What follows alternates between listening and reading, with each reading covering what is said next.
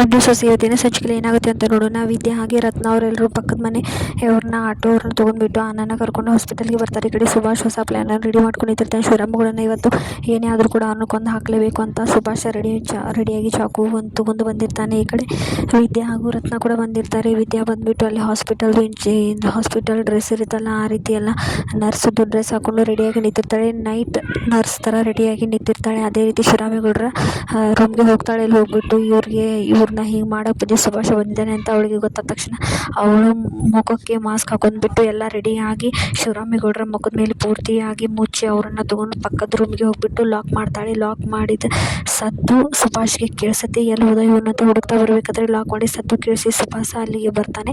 ಅಲ್ಲಿಗೆ ಬಂದ ತಕ್ಷಣ ಇವ್ರನ್ನ ಯಾರು ಕಾಪಾಡಿ ನಾನು ಮಾತ್ರ ಸುಮ್ಮನೆ ಬಿಡಲ್ಲ ಅಂತ ಸುಭಾಷ್ ಹೇಳ್ತಾನೆ. ಅದಕ್ಕೆ ವಿದ್ಯಾ ಏನು ಮಾಡ್ತೀಯ ಮಾಡು, ನಾನು ನನ್ನ ಮಾವನಿಗೆ ಏನೂ ಆಗೋಕ್ಕೆ ಬಿಡಲ್ಲ ಅಂತ ವಿದ್ಯಾ ಹೇಳ್ತಾಳೆ.